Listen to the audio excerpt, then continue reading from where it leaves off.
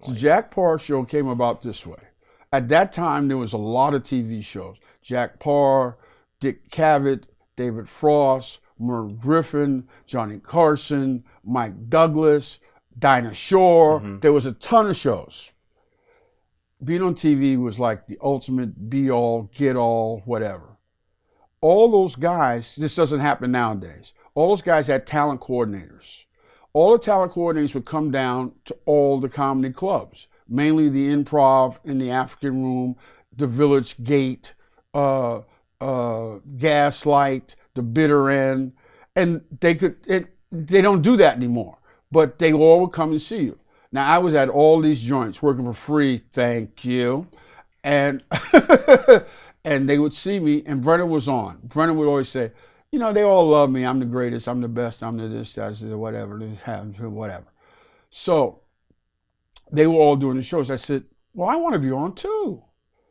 So all the shows passed. They said, yeah, no. So we're sitting at this funky little dive place, the Camelot, all of us, me, Bet, all the guys, Richard Lewis, everybody.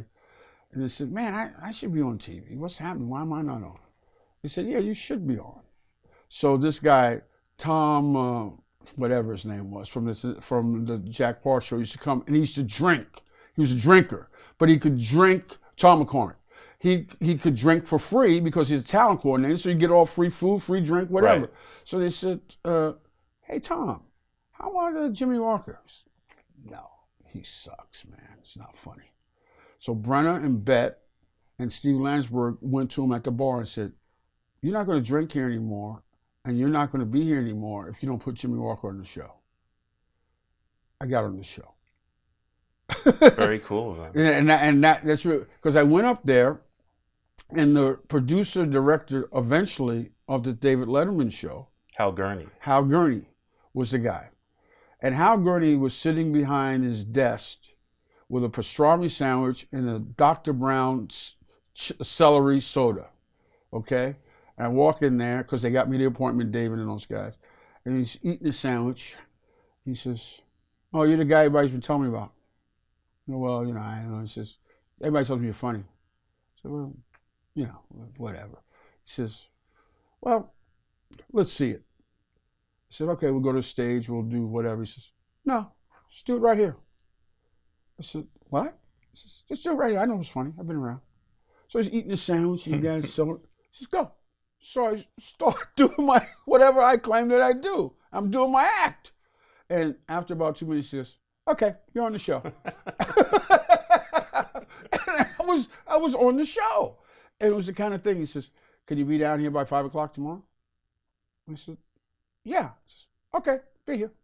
And he says to his secretary, he says, we got any more soda out there? I go, hey, man. I felt like in my mind, I'm going, this is like a big deal to me. I didn't say that, of course, but you're thinking, this is a big deal. So I got my friend, Marty Nadler, who later went on to produce Happy Days, Laverne and Shirley, and Phil Foster, who's a comic, and who's on Laverne and Shirley, actually. He's Laverne's dad. You're right. Yeah. And Phil Foster gave me the advice. He says, you go out there, man, because he's a Brooklyn guy. He says, you go out there, and you go out with a big smile on your face. Let them see your teeth. That was Phil Foster. He says, you go out there, because I had him on my material. And the great thing that I was on the same level as Brenner and those guys, but I just hadn't been on. Right. So I had more material that hadn't been shown. So Phil Foster says, you go out there with a big smile. Hi! And he says, I'm from the ghetto. Or he would say, ghetto. And he says, you go, hi, I'm from the ghetto. And I'm here on the exchange program. He says, imagine what they sent up there. He says, you open that line, you'll kill. I said, all right. So I went out there, and before I did the show, everybody was like running around. It reminds me of like, it is such a great show, the Larry Sanders Show. It's just people running around doing whatever. And in that haze, and Phil's there going, you know, Phil's shouting, remember to smile. Remember to smile. You got to smile. And you just go, Phil, I got it. I heard it. And he's just going on and on about the smile and this and that.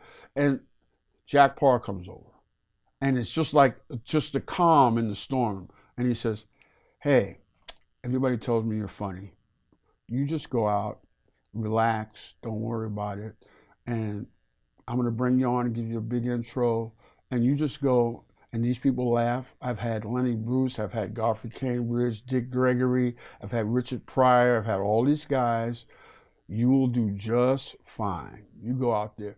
And then as soon as he left, the storm came again. Right. But I was not nervous or anything because I felt I was there. But it's just like people, hey man, we're with the thing, and then we get the thing, and you got this segment A, segment B, you got to get the thing, and you get. Right. So he brings me on with this great intro. I mean, just fabulous. And I walk in, I had my turtleneck on, you know, because I love turtles, you know, they're fabulous. I went out with my turtleneck and I said, hey, I'm from the ghetto, which got like a little titter. He says, I'm here on the exchange program. Big laugh. He says, you can imagine what they sent up there. Huge laugh. Then I just took off, man. It was like unbelievable. And so I did the show and went to the Improv. We watched it at the Improv. And we were so close. Everybody was so close. And it was one of those things where everybody was so happy. It's like, yeah, man, you know, it's that kind of thing like that, you know. And things started changing a little bit because of that one shot. It was that kind of deal like that. Things changed a little bit.